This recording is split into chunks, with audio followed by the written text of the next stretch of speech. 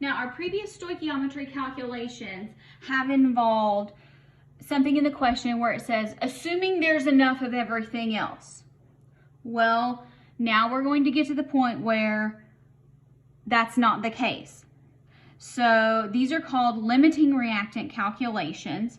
And so let's just first go through and learn the language and get some vocabulary together. So reactants in a chemical reaction, they don't always combine in quantities to where they're used up at exactly the same time. Usually you're going to run out of one first. And so it's going to be our job to figure out which one we're going to run out of first.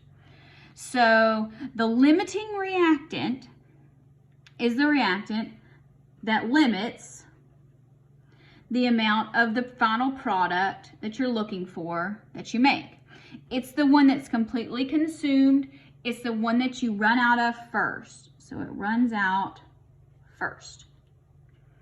Now, the theoretical yield, this is the maximum amount of product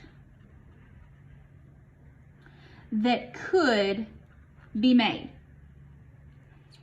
It's calculated using the amount of the limiting reactant.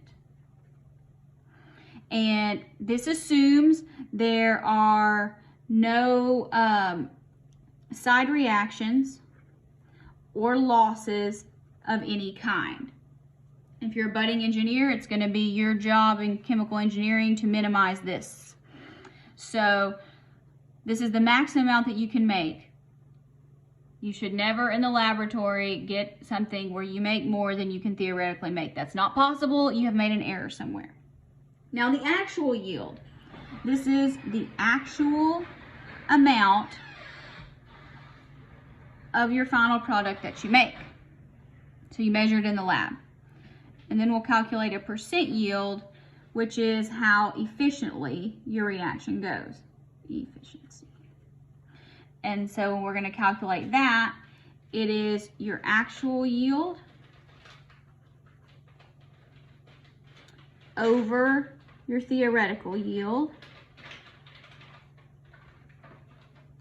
times 100.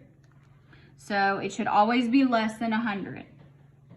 So let's go back to our non-scientific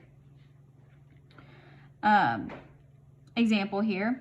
So we have 4 crusts, 10 cups of cheese, and 15 ounces of tomato sauce. Here's the recipe.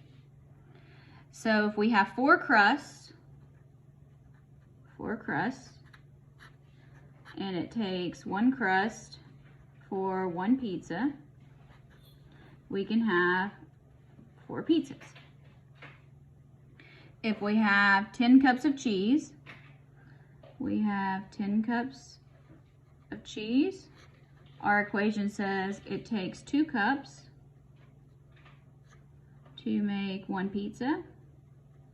Then we can make 5 pizzas. And we have 15 ounces of tomato sauce. And it takes 5 ounces of tomato sauce to make 1 pizza. That means we can make 3 pizzas. Okay, so we figured out how much we could make. Now, which one are we going to run out of first? What's the fewest number of pizzas we can make? This one.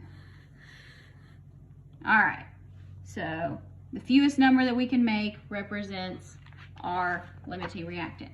So we have enough crust for 4, enough cheese for 5, tomato sauce for 3, which means we're going to run out of tomato sauce first. Therefore, that would be your limiting reactant. So your limiting reactant is tomato sauce. Your excess reactants, this is stuff that's going to be left over. That would be crust and cheese. Our theoretical yield, we could make 3 pizzas. except actual yield. I burned one. So I burned one. It is not edible. So our actual yield is 2 pizzas. So our percent yield would be how much we actually made over how much we could make times 100. So that would be 2 over 3 times 100, 67%. 67%.